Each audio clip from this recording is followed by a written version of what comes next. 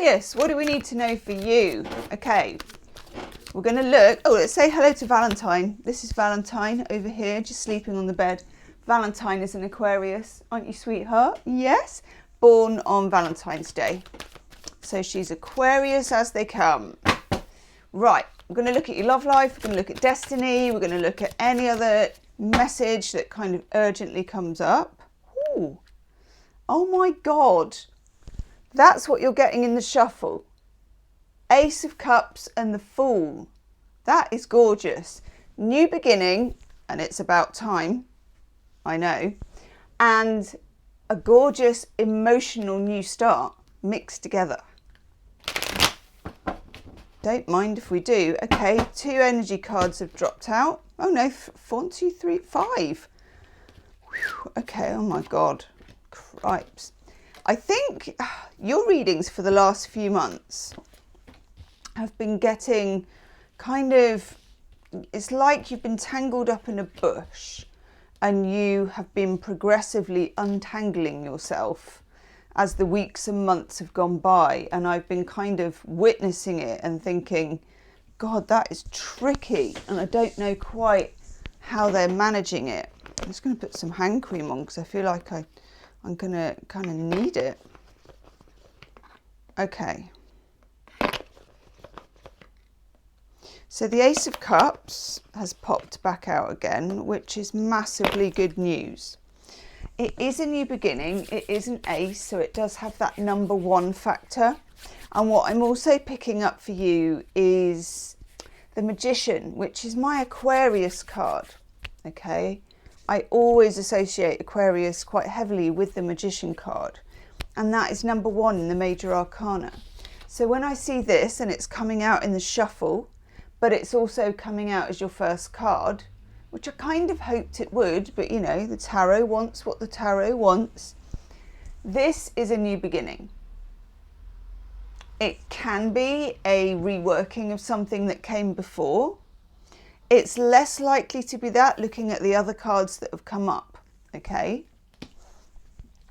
And I say this because it comes up with the 8 of Cups. Now, 8 Cups always in the foreground of the card with the 8 of Cups, and a person, you know, taking a difficult walk away. That is not somebody sauntering off in a pair of flip-flops, you know, onto a nice beach saying, I think I'll just take a break on this sun lounger. This is somebody who is going to have to cross that kind of craggy, difficult, slippy, and I feel cold rock. We have an eclipse sign here. We've got this sort of moon and sun, which kind of gives us eclipse vibes. And the last eclipses we had were March the 25th and April the 8th, I think. So think back to what was going on around that time. Was something going backwards and forwards? Were you feeling like you were falling into a hedge, and then when you were trying to get out, because this is what I'm channeling for you, like, do you know there's a thing called bindweed? And it grows, it grew in my garden, and I mean, I'm no gardener, but this stuff, it kind of smokes its way around different plants, buildings, gutterings, that kind of thing. And the next thing you know, you're kind of dragging it out, and when you pull it, almost pulls the guttering off with it. It's serious stuff, bindweed, okay? And it feels like you were stuck in emotional bindweed. Then, well, that means you choose to distance yourself from that emotional problem, person, situation, entanglement. I'd call it an entanglement.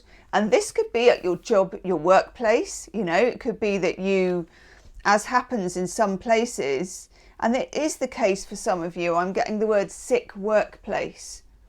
And this is a thing that obviously can apply to buildings with things like mold and all that kind of stuff, but also psychologically, you know, where, like perhaps if it's a school where the head teacher, if the head teacher is toxic, the whole school becomes toxic. If the manager is toxic, the office becomes toxic. So for some of you, you're making a decision to free yourself. And what I'm now getting is you lot in a bush covered in bindweed with a pair of scissors. I'm not talking rubbish scissors either, not value scissors from the supermarket. I'm talking Wilkinson swords. Those of you that sew are going to be like, oh, take the name of the Lord in vain, Gemma. Wilkinson swords. My mum used to have a pair of these beauties. I have 2 pairs. Serrated, which you can use in the garden as well, and sort of straight normal ones. These, what we used to refer to in my house as orange handled scissors, with a sense of reverence, because they're amazing, are very sharp. And you, Aquarius, are cutting. You've produced these scissors, maybe like the Fool that came up. You've got a backpack, you're like, swing! Wilkinson sword, orange handle scissors to you. Snip, snip, snip, snip. You're cutting your way out. You tried to do it the nice way. You tried to do it the ecological way, or whatever the kind gardening way is. I don't know, because I don't really garden, like I said.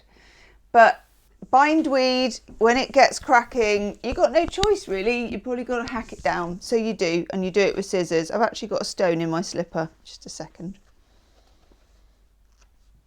Gosh. Oh my God. That actually looks like a claw. Okay. Strange things afoot. Oh, just kick the table. Right, you're snipping your way out of a thorny situation that was entangled. Next card I get for you, the 7 of Swords. Oh yes, I do. I actually think this 7 of Swords is one of the more elegant versions of the card. Right, crimes and misdemeanours, as they say. The 7 of Swords, I'll show you the cards on the table a minute. Can you see how the 7 of Swords is running into the 8 of Cups? You know, somebody is getting away with something, they're trying to pull a fast one, they're trying to upset the apple cart, nick something. There's a sense here of 2 things for me. One, you're in a situation of sneakiness. Now, sometimes, and I think this might be one of those times, and Aquarians can do this if they need to, and I know because I've got my Venus in Aquarius, and very nice it is too. So when you are in emotional trouble, you can behave like your captor, a bit like Stockholm Syndrome, but more empowered, okay?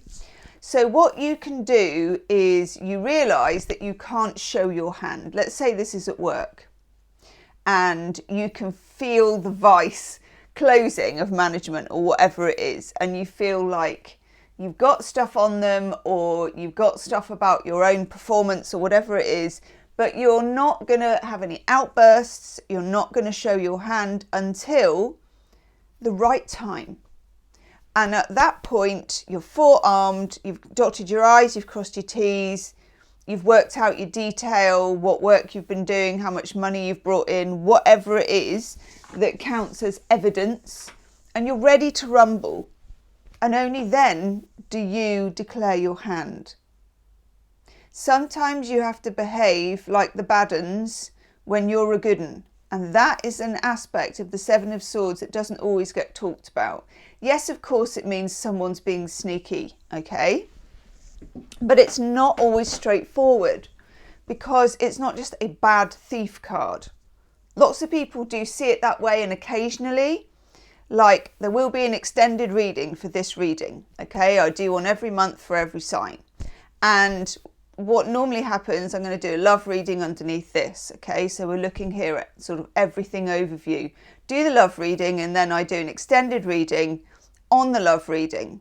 And let's say if in the extended reading, and this does happen, and it happened not very long ago to a sign that will remain nameless, I pulled 2 more 7 of Swords from 2 different decks, and we already had 1. That made 3, okay?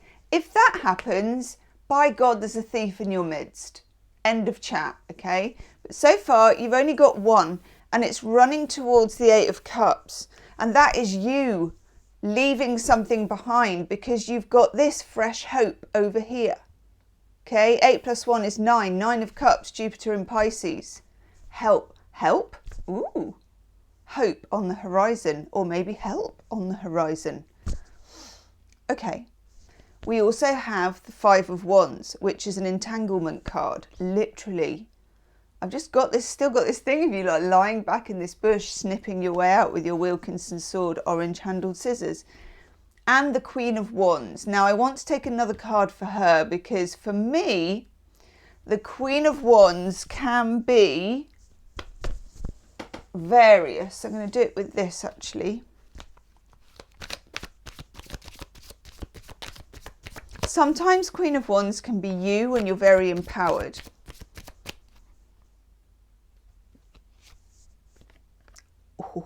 Ooh. Now that's interesting. I'm liking this. You meet your match somehow. Do you know when I just said help instead of hope? Okay. These two are a pair. I sometimes call these a power couple. I like this. If this is to do with work, this might be someone who can help you. Okay. If this is to do with love, and we'll do love in a minute down here, we'll zoom the camera back out and have a look, then this is meeting somebody either brand new, because we've got the Ace of Cups and you're done with whatever you had before, or you're starting to match properly. Okay, the King and the Queen of Wands are a super duper match. Okay, so we know what we're doing at work. We're fighting our way out of a bush and we're choosing our moment very wisely, even though it's going to be tempting to sound off. I wouldn't even confide in a friend at work. I'd keep this to yourself for now. And unless you're in some sort of real emotional distress, in which case talk away. But if this is about strategy, keep it under your hat. Your stylish, furry rimmed hat. Fake fur, of course. Right. Love. The Empress. Well, that's a bit nice. Woof! Excuse me. Ace of Wands. Woof. Right. We have here the King and the Queen of Wands. They both have an Ace of Wands up their sleeve, as it were. And we also have an Ace of Wands down here. Very nice. This is attraction. This is action.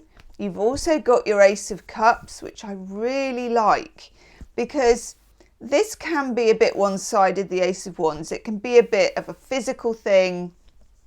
You know, that whole, oh my God, tst, hot stuff feeling that you get sometimes, you know? That feeling of,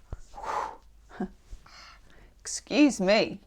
So when you get this, the Empress with the Ace of Wands, just know that somebody finds you very alluring, if I can say that word, alluring. I'm going to say the feeling is most likely going to be very mutual because you've got the King and the Queen of Wands together. I like this. For those of you ending a relationship with the Eight of Cups, because some of you will be, it's going to be one of those times, oh my God, it's going to be one of those times where you look back and you think, if I hadn't have done that, then I would never have met so-and-so. Okay, I've got some more love cards. Bit of a breakthrough going on for you here, Aquarius. We're only getting the Two of Cups. Now, this particular Two of Cups is one of the only Two of Cups that has this kind of dark background. It's almost like out of the fire, out of the shadows, love begins. Oh my God, I have to write that down. Out of the shadows, love begins. Oh my God. I'm having to write it in a thick gold pen. Oh well. It's better than lipstick. Cool. Oh, it's all shiny. You got the Two of Cups. Venus in Cancer. You put the phone down first. I saw you first. No, I saw you first. No, it was me. No, it's you. Oh, go on then. You know, that kind of feeling that you get. Simpatico. Love. Hearts. Nice. Nice, nice, nice. Now, 2 tricky cards and then I'll show you them as a run together. Got the 8 of Swords. You may have misgivings. You may have trust issues due to whatever happened before. You may be waiting for the other shoe to drop. You might be not able to let yourself go. This is a mental card of mental restriction. Remember, with the 8 of Swords, it's very real because you have a blindfold on. If you could see in front of you, you'd see there's a gap and you can easily make your way out. Okay. Next to it, the 5 of Cups. And the 5 of Cups is always so much more powerful when it appears in a run with the 2. There's the 2 behind the person who's grieving for the 3 that are in front. Okay? There's a ruin up on the hill. Can't go back to that castle. You might want to. We all want to. We all want to go back to the castle, you know. You can't. Well, have you ever done that as well? Let's say you've gone back to a place that you used to remember as so brilliant. And then you get there and you're like, probably you had to be there. It doesn't look that good. Or even a relationship sometimes where you have really happy rose-tinted memories of somebody and then you go back to them and it wasn't that good. So there's something here about you getting over something. There is love here in the background just waiting for you. And that's wonderful and that's lovely. Okay, it's gorgeous in fact. But at the same time, you've still got to grieve what's lost. It's equally as important to do that. Next, we have the High Priestess. I like this. I like the colour. It's very Aquarius. There's something very deep going on for you at the moment. There's a feeling of really knowing who you are and really identifying where you stand in relation to others and what you will, let me show you the cards, and what you will take or not take. You know, you're finding out where your real boundaries are. You're finding out who you are. And you've got this lovely sense here of beginning something with the Ace of Cups and the Ace of Wands.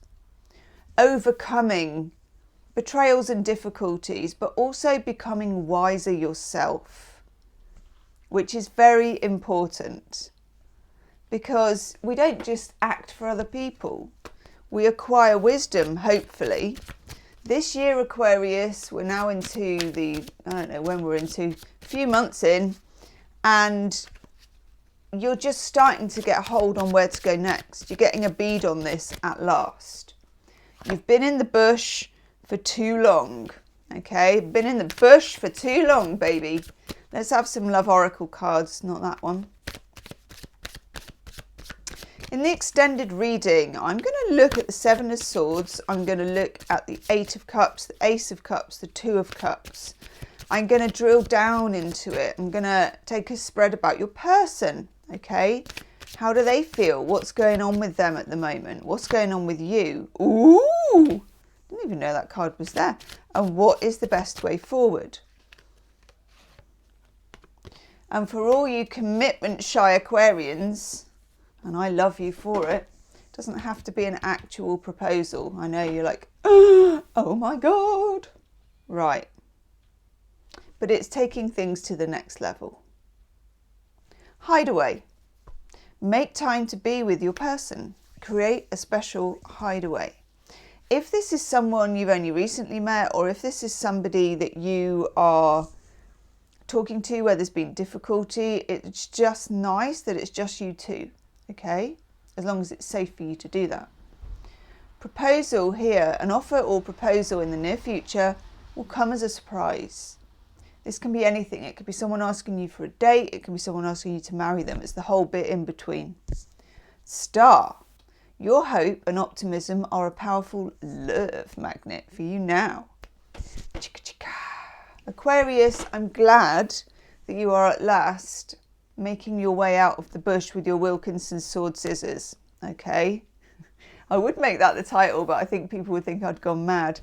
I'm going to go and do the extended reading. We're going to drill down, get some decks out and another cup of tea. I'll see you on the other side. Namaste.